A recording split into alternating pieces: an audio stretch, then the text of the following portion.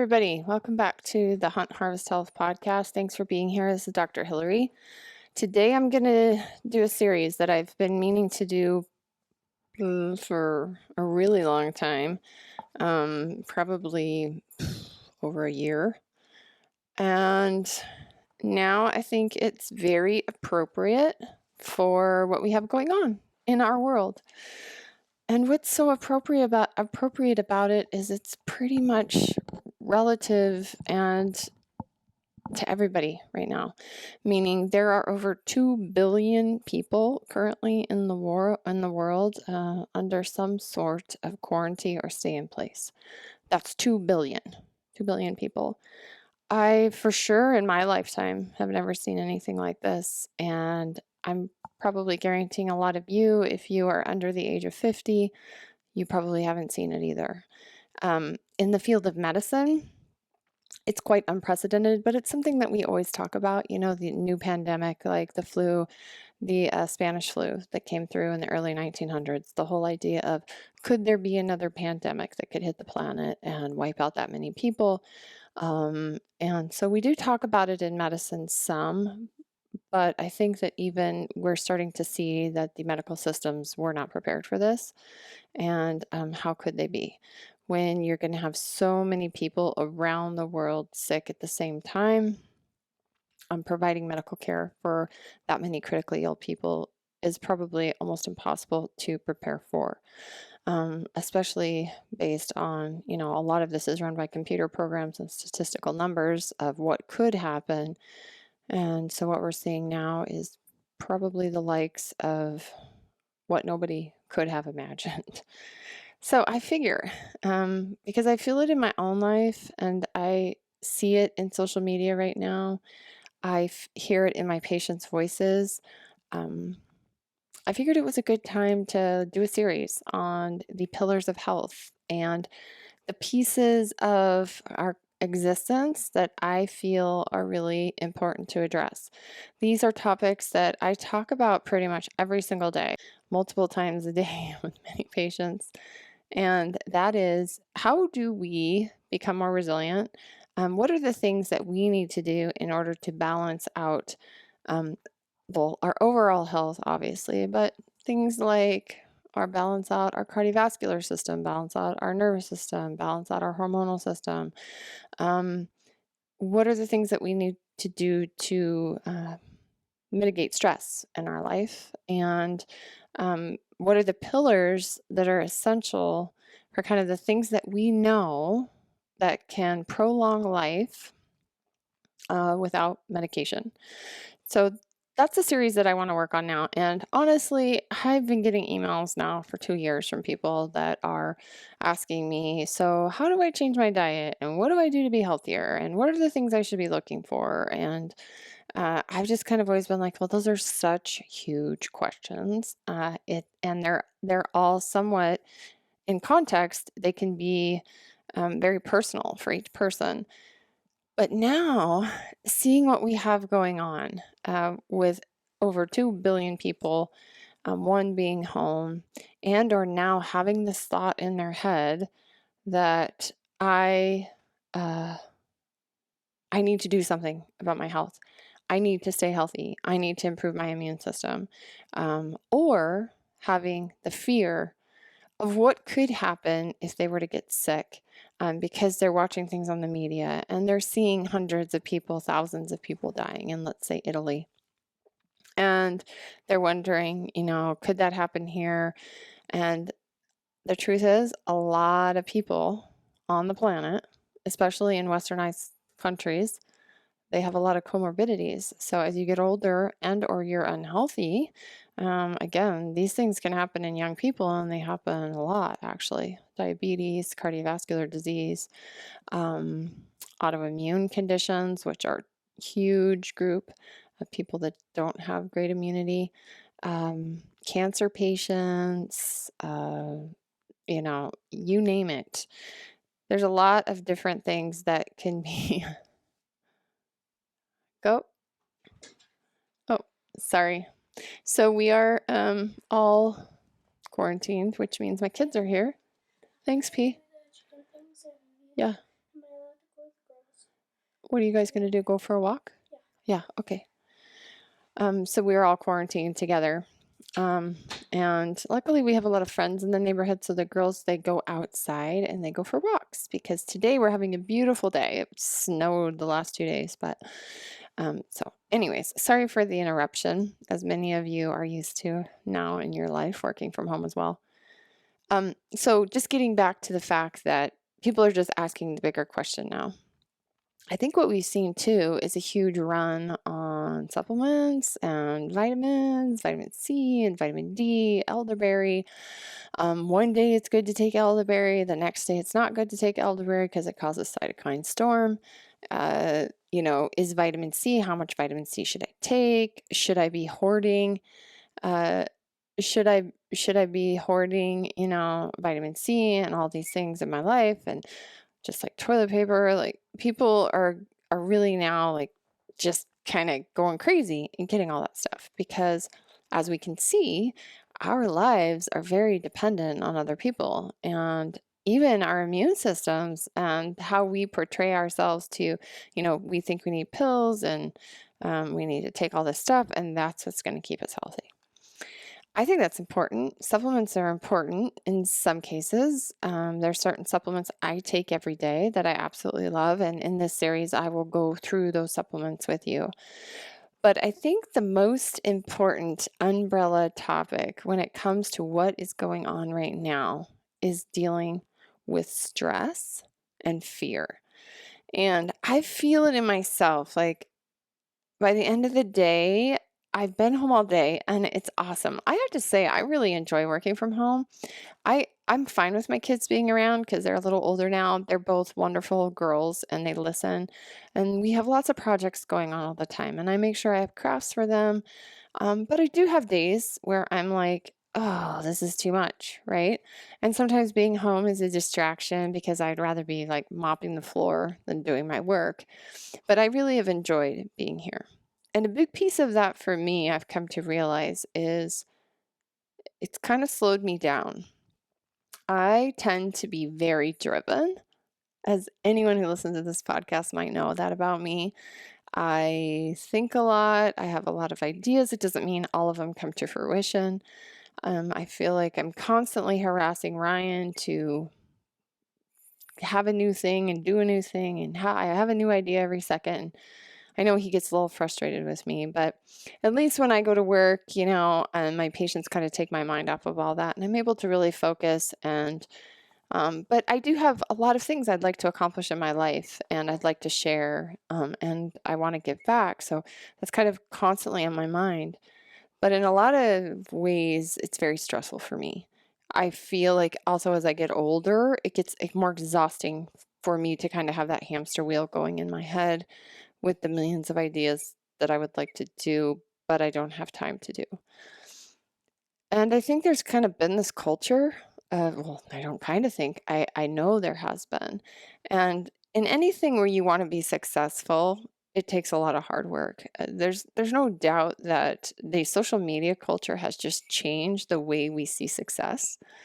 When I was younger, and probably when most of you were younger, if you wanted to be a doctor, if you wanted to be the best archer in the world, if you wanted to be an Olympic athlete, if you wanted to be a great parent, if you wanted to be, an astronaut, these things took lots of years and lots of school and lots of hardship and lots of training and lots of suffering. And Ryan and I talk about that on the podcast here and there about suffering and how it's good for you and you need it. And we know, and I know that it's good for your immune system. It's good for your nervous system to have some positive stress. And I'll relate that to a study that I'll talk about here in a little bit. But I think that now, because we are on all the time, we are pushing ourselves even harder, that we expect out of ourselves 24/7 performance. And if we're not doing that, then we feel guilty. There's another word, guilt. Fear and guilt, they kind of go hand in hand. And I will tell you that I am as guilty in air quotes, as anybody out there when it comes to giving myself a break. So I think what this has done for me, this quarantine is doing for me, is making me really kind of titrate and focus down what's important and what I should be spending my time on and what I should be thinking about. So I had a birthday this week. I turned 47. That's hard for me to say because, geez, 47 seems so old. But now that I'm 47, doesn't seem that old. But I had a birthday this week, and here I am in quarantine, and my day was kind of the same. We didn't have any fancy party. Obviously, didn't have any friends over. Ryan was actually under the weather a little bit. No coronavirus, just under the weather. And I'm sure his New Zealand trip getting canceled didn't help. He wasn't feeling very happy about that. But I just had a normal day, and I think that it's it's making me realize how much time we spend outside of our homes and outside of ourselves in non-reflection. So I think this time also, I used to love to read books. I still love to read books, but again, the excuses of I don't always have enough time. But I have a few favorites that when I'm in this place of self-reflection, what do I do next? How do I help people? And how do I help people with this question? Like this topic that I'm talking about right now is kind of the topic of, okay, so what do we do now? So where do we go now? And how do we get over this and move on? And what I would like to say is it's not about getting on with it and moving on. I think it's actually a time for reflection. And it's maybe a transition in the entire planet's trajectory here, about what's important. So I have this book that I love called Letting Go. It's by David Hawkins. He's an MD, PhD. The Pathway of Surrender. And he talks in this book about a bunch of different emotions. And he starts with the negative emotions and the whole idea of anger, fear, loss, rejection, guilt, all those. And how, as humans, that's where we tend to really focus a lot of our energy. And then he brings it into things like love and giving and sharing and transforming yourself and letting go of all the misconceptions that you have about yourself, that you have about others, all the guilt you carry throughout your life for God knows what, and the fear that he talks a lot about, transforming fear into love. And I really love that. So I wanted to just read a few things that he has in here about fear and about guilt and see if any of this resonates with you. Each of us has within us a certain reservoir of suppressed and repressed fear. This quantity of fear spills into all areas of our life, colors all of our experience, decreases our joy in life, and reflects itself in the musculature of the face so as to affect our physical appearance, our physical strength, and the condition of health in all the organs in the body. Sustained and chronic fear gradually suppresses the body's immune system. With muscle testing, we can instantly demonstrate that a fearful thought causes a major reduction in muscle power and deranges the energy flow down the body's energy meridians to the body's vital organs. Although we know that it is totally damaging to our relationships, health, and happiness, we still hang on to fear. Why is that? We have the unconscious fantasy that fear is keeping us alive. This is because fear is associated with our whole set of survival mechanisms. We have the idea that if we were to let go of fear, our main defense mechanism, we would become vulnerable in some way. In reality, the truth is just the opposite. Fear is what blinds us to the real dangers of life. In fact, fear itself is the greatest danger that the human body faces. It is fear and guilt that bring about disease and failure in every area of our lives. And so the next question, the next sentence says, we could take the same protective actions out of love rather than out of fear. And he gives a few examples. Can we not care for our bodies because we appreciate and value them, rather than out of fear of disease and dying? Can we not be of service to others in our life out of love, rather than out of fear of losing them? Can we not be polite and courteous to strangers because we care for our fellow human beings, rather than because we fear losing their good opinion of us? Can we not do a good job because we care about the quality of our performance and we care about our fellow workers? Can we not perform our job well because we care about the recipients of our services, rather than just the fear of losing our jobs or pursuing our own ambitions? Can we not accomplish more by cooperation rather than by fearful competition? Can we not drive carefully because we have a high regard for ourselves and care for our welfare and those who love us, rather than because we fear an accident? On a spiritual level, isn't it more effective if, out of compassion and identification with our fellow human beings, we care for them, rather than trying to love them out of fear of God's punishment if we don't? Pretty powerful stuff. And I pose the question, how many things in your life are controlled by fear? I would say that it's a large portion of a lot of people's lives, and I am 100% guilty.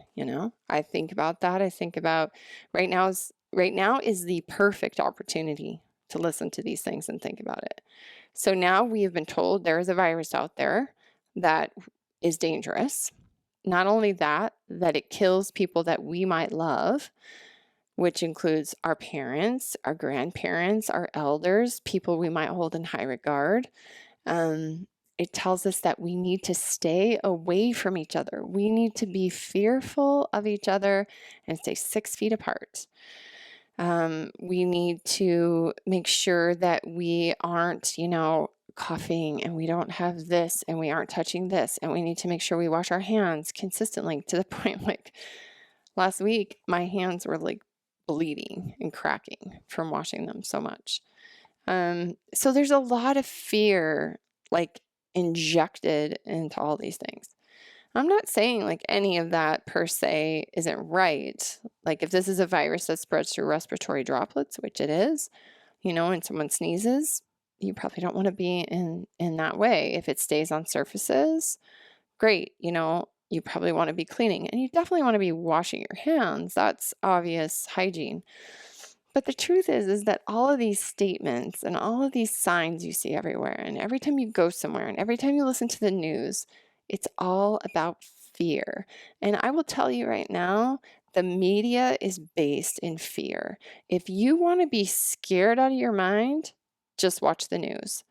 And what I see in patients who do that, patients who are scared of obviously coronavirus, and they're scared of Trump, and they're scared of Obama, and they're scared of, I don't know, the bad weather, the storm that's coming, and they're scared of the hurricane, and they're scared of all these like things. And I mean, they could be scared of the hurricane and they live in like Nebraska. It's just the fear that the media wants you to have is actually very real, because it keeps you coming back for more, because they know that's how we're built. We're built to be scared, and that fear drives us to continue to consume more stuff, buy more stuff, have this, have that, because you should be scared, because at some point you won't have it. And we see that going on right now with the hoarding and people buying more than they need. And then, gosh, I watched some video yesterday of a poor girl with 4 kids who couldn't even buy diapers. She was crying, and it went viral, and I'm not quite sure what happened. Hopefully she got some diapers. But this goes to show you how fear is rampant, not only in our interpersonal systems, it's rampant in our society, and it's rampant in the world. And it's part of the culture of pretty much every single establishment that we have set. Politics, religion, uh,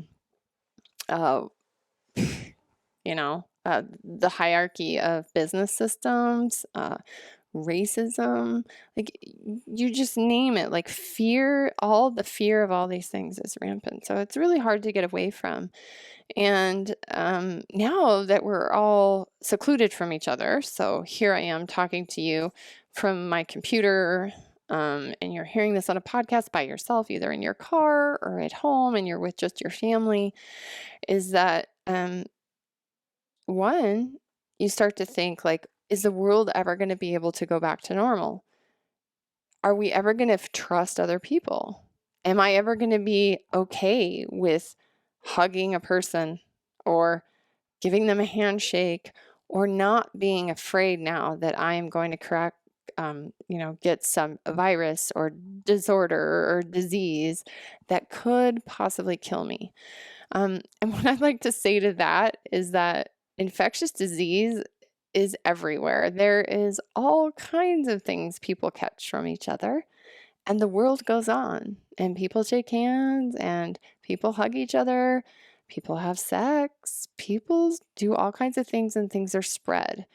So this coronavirus is nothing new, and as far as a communicable disease that's going on right now, it's spreading like crazy, partially because I think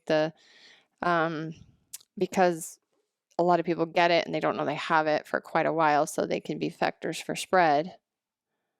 And so I think that's the scary thing. But the truth be told is that infectious disease is all around us and it's going on all the time. So to be fearful of this one thing is kind of silly. I mean, again, if you were thinking about that, then you would never leave your house ever, even in a non-quarantine time. So anyways, enough of my lecture on fear, but I think it's an important thing to reflect on. And I'll get to my point in a minute about why that is. I think the second emotion that I really wanted to focus on with fear is guilt. Dr. Hawkins talks a lot about guilt, and he talks about guilt being very tied into fear, and that a lot of us, even as young children, we learn about guilt, and we are very hard on ourselves in a lot of cases for no reason.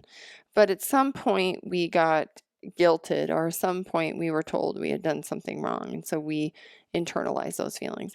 And I think right now too, what comes along with the fear is this idea of guilt. And so if you get coronavirus, you get spread coronavirus to someone else, and how guilty are you going to feel if you are the reason, that person on the plane that had it, and you spread it to everybody else? And so I think we all are carrying around a lot of guilt as well that holds us back and probably drives us in some sort, right? It's kind of taking our mind off of things. It's always making us busy. It's always making us having to do something outside of ourselves, because if we were to sit down and deal with ourselves and deal with our fear and think about why that hamster's on the wheel, a lot of it might come back to that we have a lot of guilt about who we are and what we're not doing in our life and who we didn't become, or that we should just be doing more. And guilt is also not a very great emotion to have, because it's not productive. So that being said, I just wanted to read one other thing from here. Let's see, from guilt. Let's see. He has a couple strong things in here when he talks about guilt. One particular form of fear is what we call guilt.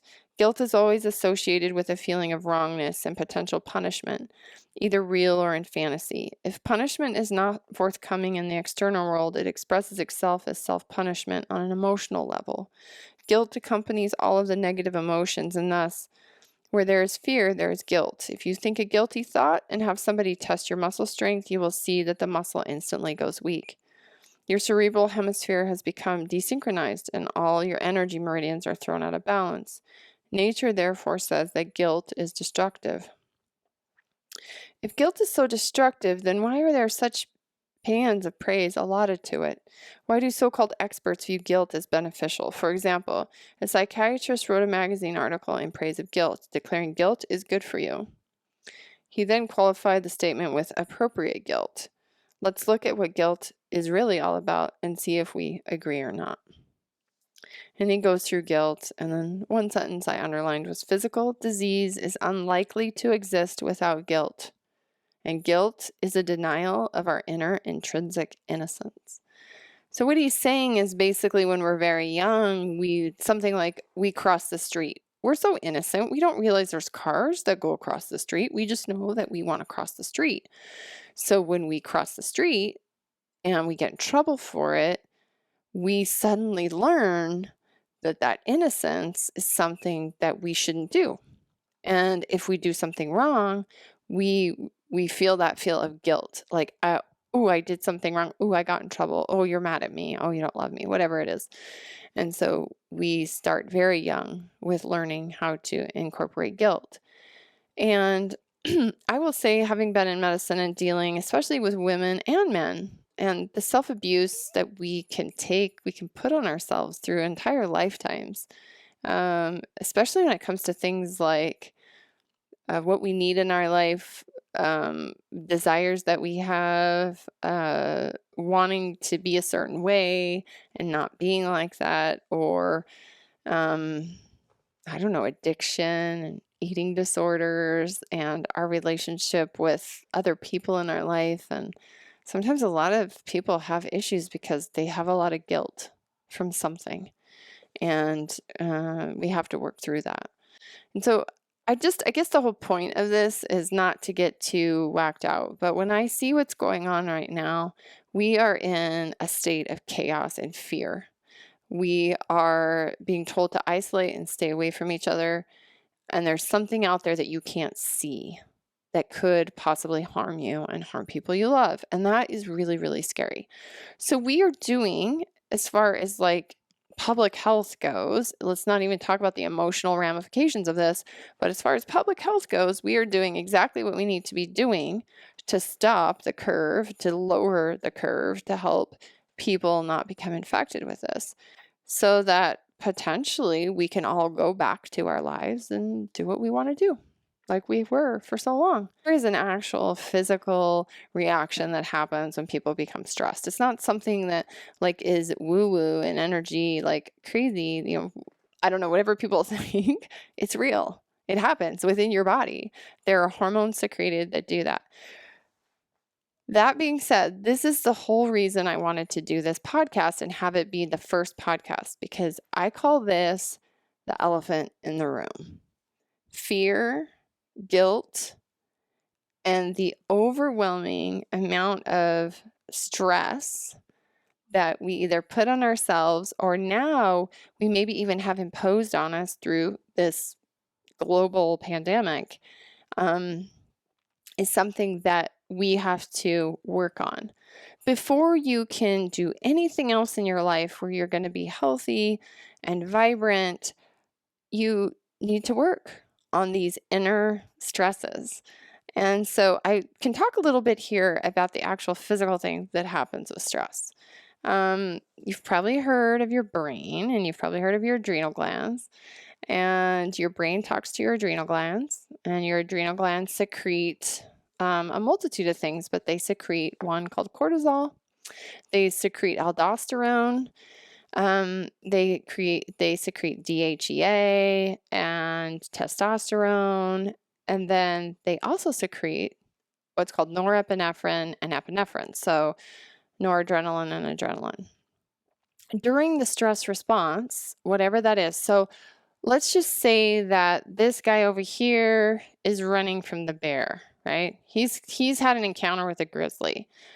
Bam, you have immediate HPA axis response, which is your brain now telling your adrenals, you need a bunch of adrenaline because you got some work to do here to either get away or, I don't know, maybe the grizzly bear gets you, so you're going to have less pain while he's getting you. I mean, there's a lot of mechanisms there. That is a real, true physical stress that's happened. Now let's take perceived stress. Okay, let's take emotional stress. Let's take right now, the coronavirus, the stress of what would happen if you were to get this infection. Like maybe you don't have the coronavirus, or you have it and you're at home recovering, or like whatever, but your perceived stress now is that one, you don't know what's going to happen. Maybe you even lost your job. So, I mean, that's definitely a real stress, and it's perceived. And I'll talk about how people are different in a second, but and we don't know how long we're going to be in quarantine.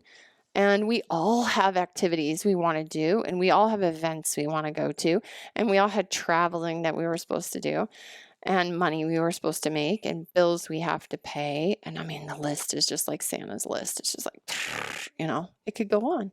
But that perceived stress is exactly the same as if you were encountered with a grizzly bear. Your body does exactly the same thing. It perceives the stress, the brain perceives the stress. It then tells the adrenals to do its job. The adrenals secrete some adrenaline, noradrenaline. And then about 10 minutes or so after, you create cortisol. Cortisol is a stress hormone, and it's important because cortisol, you need cortisol to get out of bed in the morning. You need cortisol to go down at night so your melatonin can go up and you can sleep. But when we have these rushes of adrenaline and noradrenaline, we are also going to get it followed by cortisol. And that's going to help give us some blood sugar. That's going to pull glycogen from the liver. So it's going to help us like have energy to fight the stress. And then you've probably heard of these things like adrenal fatigue or adrenal failure. There's not real terms actually, unless you have a condition called Addison's disease, I think, which is the really like a real adrenal fatigue. You don't make any cortisol, and that obviously you have to take cortisol for your lifetime. But there's a lot of those terms going around. I have adrenal fatigue. I have adrenal burnout. And really the adrenals don't fatigue, They're not like a woman who goes into menopause. Her ovaries, your ovaries just burn out. They basically go to sleep. That's what I tell women. Adrenals aren't like that. Actually, when a woman goes into menopause, her adrenals kind of take over. So they secrete a little bit, they secrete her testosterone and some estrone, which is E1, and her fat cells do estrogen. So the adrenals are still working and they're still doing what they need to. It's just that the symptoms and the amount of symptoms and the consistency of symptoms that are making your adrenals work and constantly pushing out this adrenaline and cortisol changes how your brain and your adrenals talk to each other. And so there's lots of different things that can happen with prolonged stress. Another question I get quite often is, well, wait, aren't we built for stress? Aren't we supposed to have stress in our lives? And to that, I would say, yes, of course. Back to what we're built for. We are built for acute stress. So the adrenaline and cortisol response, that is for the acute stressors that we have in our life. And physical activities that typically our ancestors were doing daily in order to keep food and water, etc. I mean, who knows? Maybe we're going back to that now. But those were kind of those chronic stressors that we had every day, but were keeping us active and were keeping us engaged and that kind of thing. And so we may not have had as much perceived stress with less work, kind of what we have now. And I think those acute stressors, or the stress of having to do those things each day, challenges our brain in a different way. So today we don't have a lot of that because you can go to the grocery store and buy food and you just fill your car up with gas and you have to drive. You don't have to be in a covered wagon or whatever. So it makes us more we don't move as much. And so that can lead to these chronic diseases that are really plaguing our society right now. Actually, there was a study done, and it was a really interesting study called the Study of Origin. It was done in Europe, and they were trying to decide, like, how important is stress for us, and how much stress do we need, and what are the factors in life that will either make us have good stress or those that will make us have bad stress, quote unquote. And so they took they took participants, half men, half women. There was 55 of them, I think, and they sent them out into the wilderness, and they were expected to do 14 kilometers a day of backpacking and hiking. They had to clear the trails that they were hiking in the brush. They had to find their own water. They had to sleep outside in sleeping bags. They didn't have tents or anything like that, and they could only have 2 meals a day that they prepared from their own food that they had to bring. So they had to figure out their food, they had to bring it. And they took blood samples of these people before, and they took blood samples of the people after. It was a 10-day experiment. I think there was only maybe 1 or 2. I think one guy didn't finish. And I think that's because he was quite overweight and he was having some knee problems or something. So they picked like a standard, like the typical city person who's maybe overweight, not hiking. They did not pick like people that are survivors and hunters and all that kind of stuff, mountain people. They picked just regular urban folks to do this. What they found was really interesting.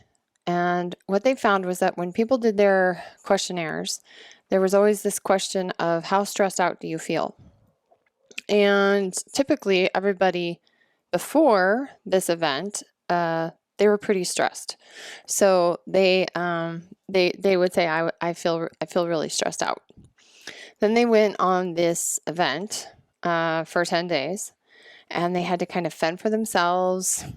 They were doing things they were not used to doing, and they became adapted to being hungry. They became adapted to maybe being thirsty once in a while. They became adapted to the elements, to temperature, all the things they were taking for granted before. And when they were given the questionnaire again, all of their perceived stress was lower. Even though they had just gone through something that most people would seem was really hard, the feedback that everybody gave was, I feel calmer in my mind. I feel happier. I don't feel so stressed out. I'm not thinking about all these things. So this study, and then they took their blood and they looked at it again, and they found that all the factors that are leading to chronic disease today, heart disease factors, inflammatory factors, blood sugars, cholesterols, everything went down. And except for a few things. They had higher CRP, which is a marker of inflammation, and they had higher liver enzymes, which is also a marker of inflammation, typically of the liver. But they deducted that it was because these people are out like in the brush and they're doing trails and stuff like that. And so they kind of had to fend for themselves. They were getting scratches and nicks and stuff like that. So when you get that, like if you go out and, cut yourself here, cut yourself there, your immune system is going to kick in, and your immune system is going to create inflammation acutely to take care of that. So even though the people had this, they had a little bit higher inflammatory markers, all their markers of chronic long-term stress and inflammation went down. Not only that, they felt better in their head. So if that doesn't say something too about the power of nature, the power of appropriate stress, the power of exercise, the power of sleep, darkness. The other thing, they were not allowed to take their cell phones. So one, they had no communication with the outside world, and they had no electromagnetic frequencies on their body. So part of the study also found that might have been a big piece of this. So really interesting study. I'll put a link in the show notes for you. You can check that out. But yeah, some stress is definitely good and we are built for it, but the perceived stress we're all under is really super out of whack. So as we talk about this, I think it's also, I don't want to scare anybody, obviously, and create more fear, but I think it's good to give information about what chronic stress can do to your biochemical system, and especially elevated cortisol. So we chatted about cortisol a little bit, but cortisol is that stress hormone along with the norepinephrine and epinephrine.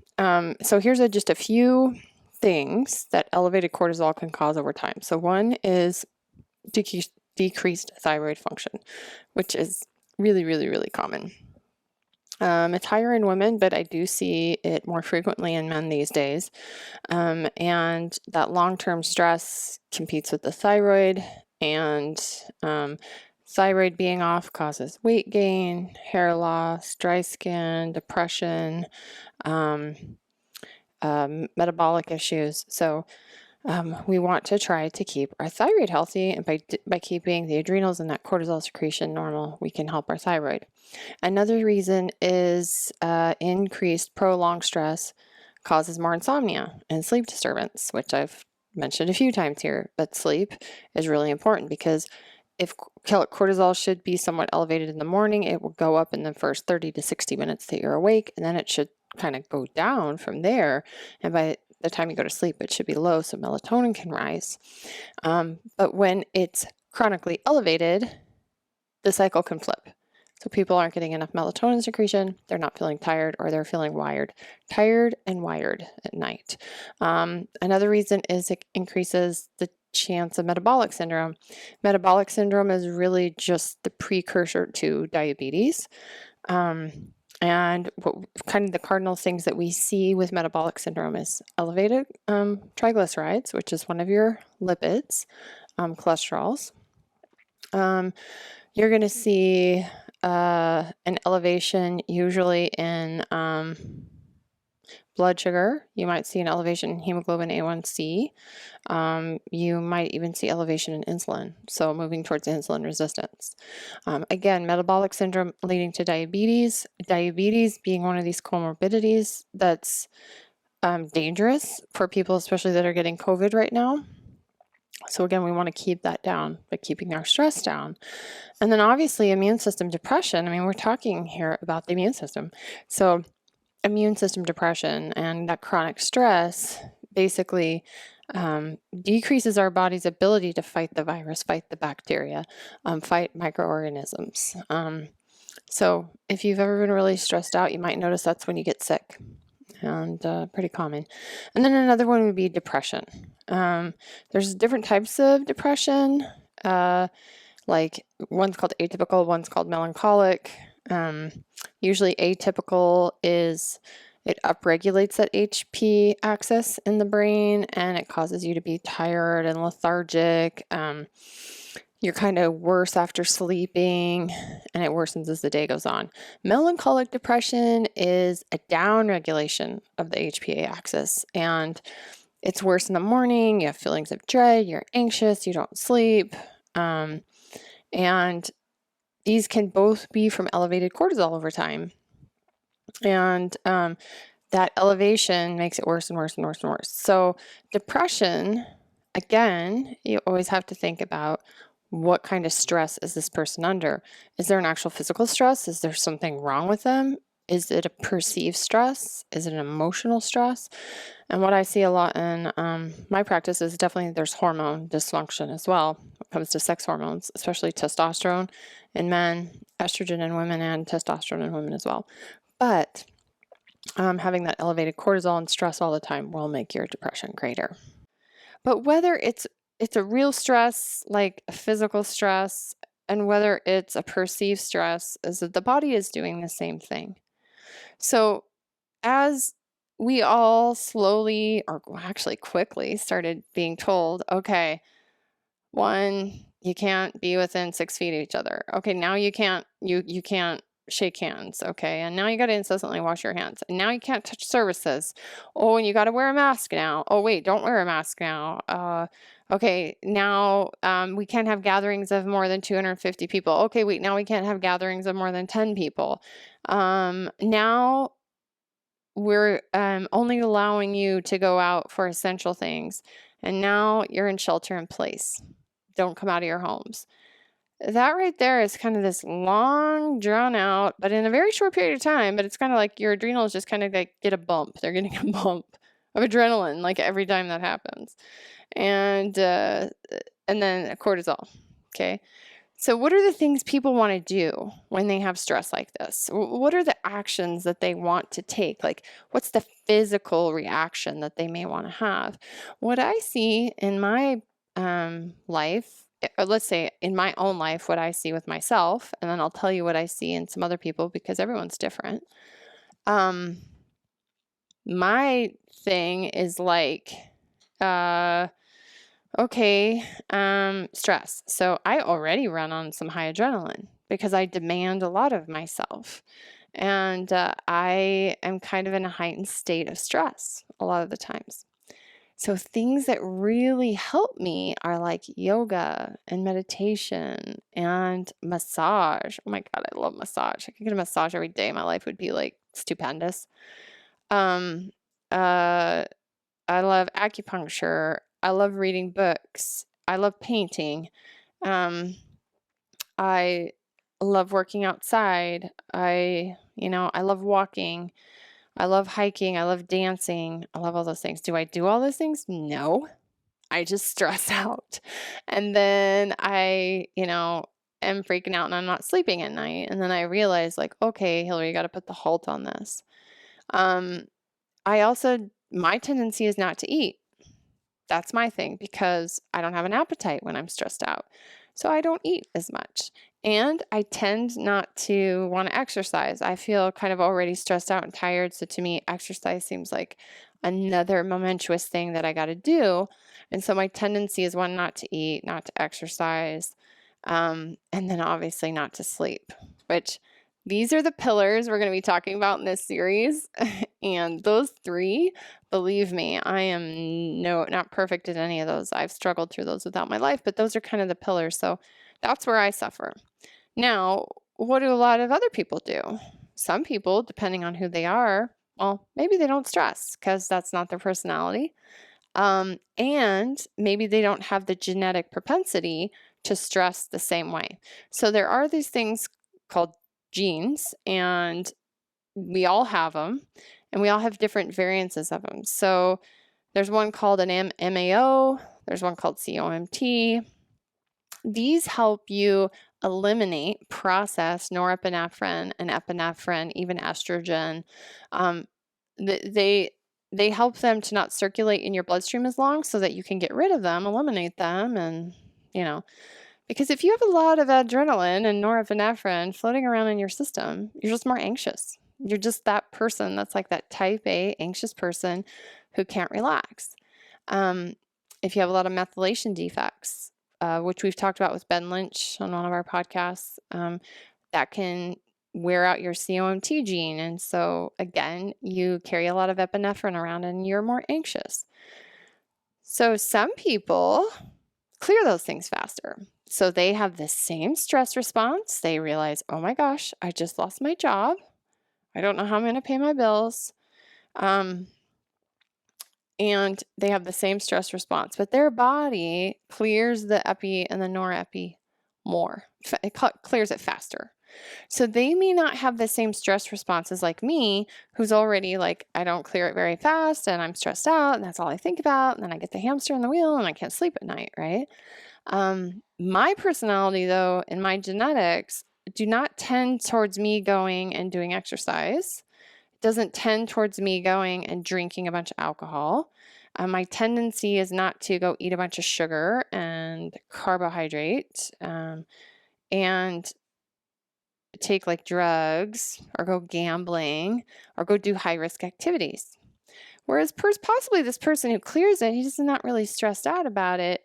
The way he may deal with it is he needs that bump of adrenaline that maybe he's not keeping around as much. So he goes out and, he drinks a couple drinks. That calms him down. That helps him out. Likes high carbohydrate foods and lots of sugar. Let's just go gambling. Let's relieve our stress with some gambling. Let's do high risk activity. So everybody's different. Or let's go exercise. Let's just over exercise. Let's just exercise all the time. And that helps them because that bumps up their adrenaline and it bumps that up.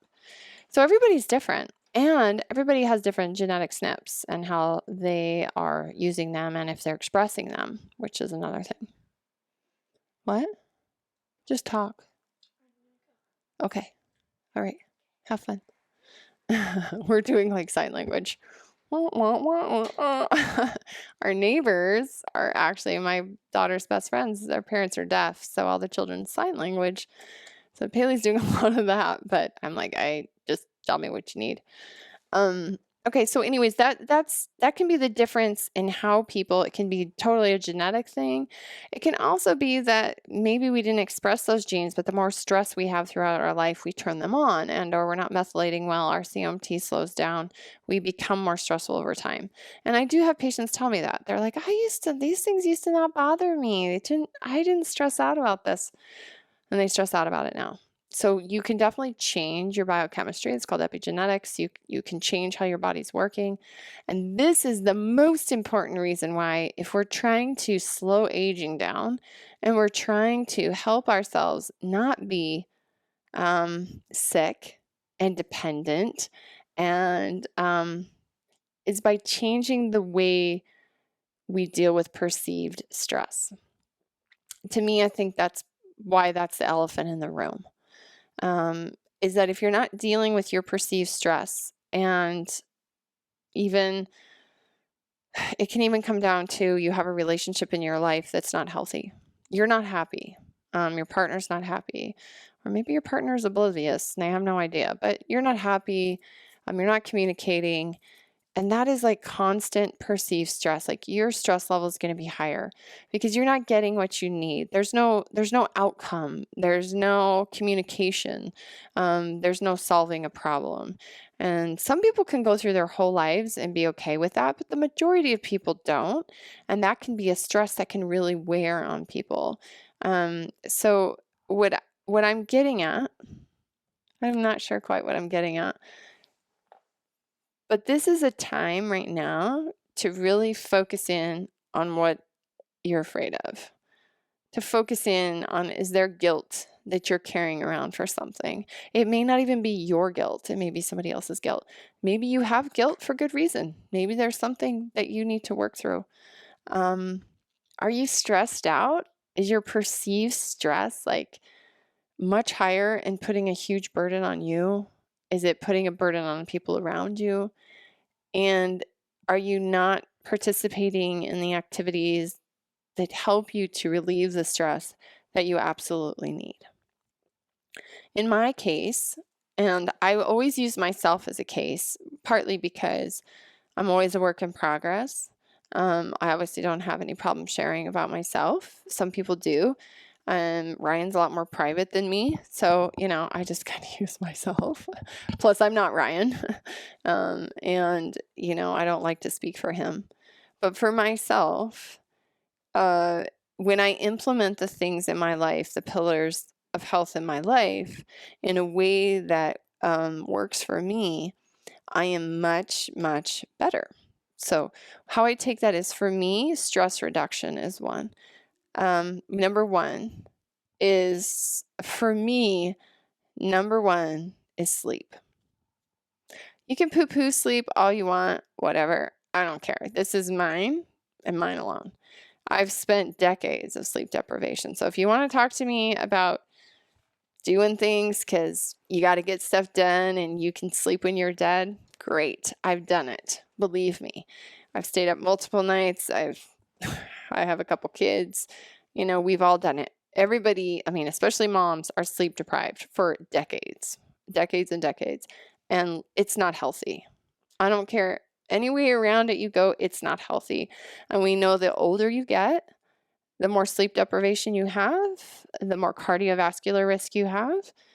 And cardiovascular disease kills more men and women than anything. So it's like 10 times more than cancer. And that's probably a little exaggerated, but it's a lot. So when I think of that, I think, well, it's probably pretty important to sleep. And what does that mean? What kind of quality of sleep? So I still don't get great quality of sleep. I have my Oura ring, which I don't have on right now, but it tracks my sleep. And sometimes I just don't wear it because that will stress me out. When I read all those facts, like I go, oh my gosh, my sleep sucks. It still sucks. And I thought I got a good night of sleep. Some people love all that information. They love details. They love the spreadsheet. They put it on their spreadsheet and then the data helps them. I'm not necessarily one of those people. I feel like for me, it's more like, how do I feel in my body and how do I feel in my brain? But sleep is my number one, and we're going to have a whole separate podcast on sleep, okay? Because that is one of the pillars hands down, sleep. For me, I need to eat more carbohydrate in my diet, and I need to make sure that I get enough protein. I tend to not like to eat a lot of meat, but I know how good it is for me. I also know how good nutrient dense food is. And so I've done podcasts. Ryan and I just did one recently on immunity. And that podcast, we talked about nutrient dense foods. So trying to eat a lot more of those in my life because they help my brain. And I need that for my sleep, and I need that for my work. And I need that because the way I am and the way I process adrenaline and the way my adrenals are working is that I need highly nutrient dense foods for that. The interesting thing too is that vitamin C helps the adrenals function better. So a vitamin C is kind of essential for the adrenals. And I don't know if we talked about it in the podcast we did on immunity, but people, the native Eskimos, they didn't get scurvy because they ate the adrenal glands raw. They didn't know that it was vitamin C, but they knew they didn't get certain things if they ate those organs. And so vitamin C is really important for your adrenals. So right now, yeah, you should be taking vitamin C, but you know what? You should be taking vitamin C all the time. Unless you have a pristine diet and you're getting tons of vitamin C in your diet. I always advocate diet over supplements. But yeah, everyone should be taking vitamin C all the time because we live in a toxic world. Minus, actually, our world might be less toxic because people aren't going to work every day. 2 billion people don't go to work in industrialized countries. I mean, it shuts the economy down, but boy, talk about environmentalism. There you go. But that being said, we live in a toxic world and you need antioxidants like vitamin C to help you recover and help you repair and help your skin be nice, ladies, and help your hair look good and all that kind of stuff. So, yeah, interesting thing with vitamin C. So my number 2 would be making sure that I'm getting enough nutrient dense food. So that's good fat, good protein, and that I have to eat a little bit more carb in my life because I'm thin and I burn it off with my adrenaline. And so we're going to have I'll do another whole podcast on diet. And we're going to talk a lot in there about dysglycemia and blood sugar control because when you hear in the media right now, all you hear about is how the comorbidities are diabetes and cardiovascular disease. And let me tell you, dysglycemia or blood sugar problems is like rampant everywhere. I even struggle with it. I tend to be hypoglycemic. So if I'm not eating consistently because I'm driven and I'm getting that shot of cortisol, my blood sugars will drop and I will not feel very good. I will have symptoms that I'm think I'm getting sick or, whatever. And it's just my blood sugar is too low. So I've kind of learned the hard way with that. But we'll do a whole nother one on diet. The third one is exercise. So for me, I have to do weight resistance exercise. I got back into this weight training this year because I was going to do a competition. I'm not saying I'm not going to do a competition, but the schedule was a little weird. And then this hit, and it's who knows what's going to happen? But we have weights in our basement, thanks to Ryan, because he is kind of a hermit and doesn't like to go to gyms. So he bought a bunch of equipment years and years ago. So we have it. We don't have everything. But I joined the gym for the workout thing and I barely ever go. It's because I have enough probably for what I need. So I go down in there, I work out, I lift weights. I do like cardio. I think it's good to sweat. But maybe I go for a run a couple times a week. I was running a lot. But I'll lose too much weight and I'll lose lean muscle mass if I do too much cardio. So I'm lucky there, but for my brain and for the way I am and for these things I talked about is lifting weights to me is it's like the best medicine, And if I can lift weights every day and I feel better that way, I don't have as much body pain. And I've talked about that in the past. I have a lot of chronic body pain. I don't have as much pain. And then I sleep better. And when I sleep better, everything's better. So to me, lifting weights is really important. And then I love things because of my more up in the air personality. I love yoga, stretching, that kind of thing. And I need to do more of that in my life. I used to do a lot of it. I used to be a yoga teacher and teach 14 classes a week. So, but those are to me the pillars. And so this pillar that I'm talking about today is stress. And in there is your fear, and in there is your guilt. And also in there is your love and compassion, and it's also, it's everything about relationship with yourself. It's about relationship with others, and it's about relationship with your creator, with God, with Jesus, with whoever you believe is that mentor in your life that helps you get through.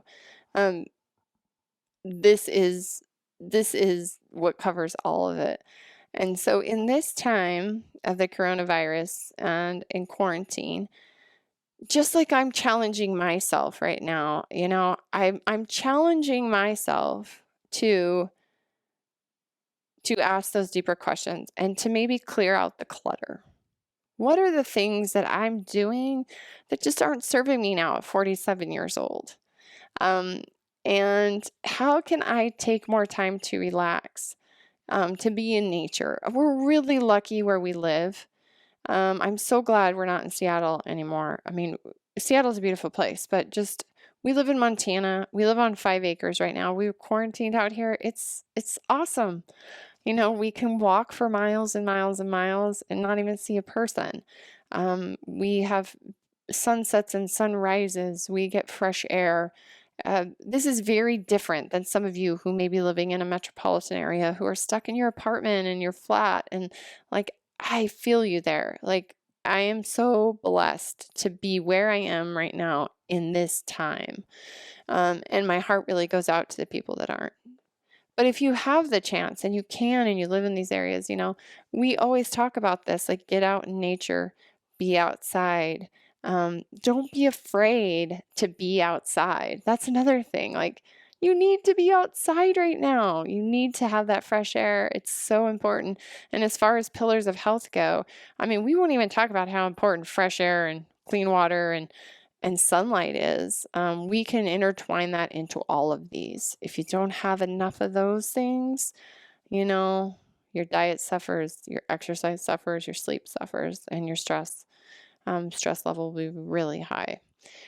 So I'm going to continue on this series. We'll do the other 3 pillars as we go through.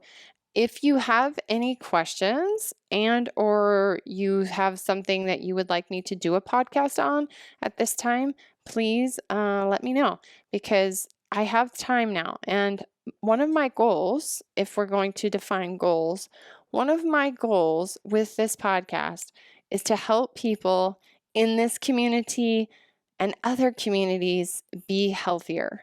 There's no better time than right now than to take control of your health. You don't need tons of toilet paper. You don't need tons of food even.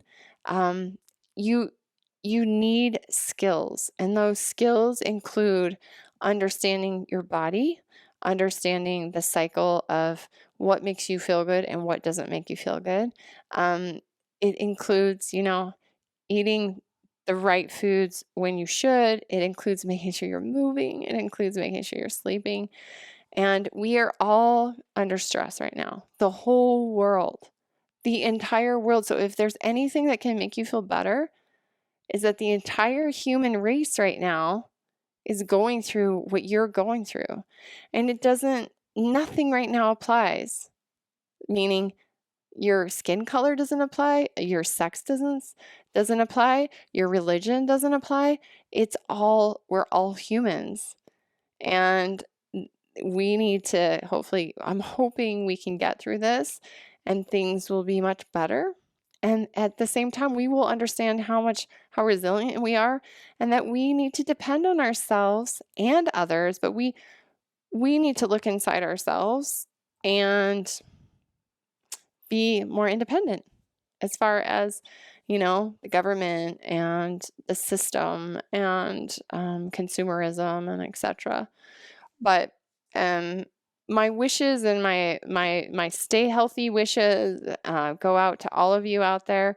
I want you to know that I absolutely care about you. And like I said, my goal in this community is to continue helping you thrive and find new ways to make your life better, even in these very, very trying times. So thank you for listening, everybody. Make sure if you want to support our podcast, go to our website. You can see some of our sponsors there who give us some discounts. Most of it has to do with food preparation. And as my final gift to you, if you're not already on our email list, right now, today is March 26th, 2020. You can go get on our email list and you will get Ryan and I's Stealthy Dehydration and Canning Guide for free. It is 122 pages. We did it a couple years ago. We've talked about it numerous times. But right now, this is when you need those skills. So get the book. If you don't have an Excalibur dehydrator, you can get that on our website as well under shop. You can get all your canning goods and your pressure cooker and all that from our Amazon page under shop. But that's our gift to you right now so that you can take more control of your life. And I know a lot of you out there already are. I mean, I feel like in a lot of cases I'm preaching to the choir with this community because a lot of you are self-sufficient. Your life isn't changing at all. You have meat in the freezer. You've been preparing. But remember, there are billions of people out there who don't and who aren't doing this. And instead of hoarding what we have and hoarding what we know and being afraid of those people, being in fear that they're going to come take what we have, we need to share what we know with the people around us and our communities that we live in so that everybody can benefit from this and we can stop living in fear. So there it is. The Stealthy Hunter website and the Hunt Harvest Health podcast is for general health information only. This podcast is not to be used as a substitute for medical advice, diagnosis, or treatment of any health condition or problem. Any questions regarding your own health should be addressed to your own primary care physician or other healthcare provider.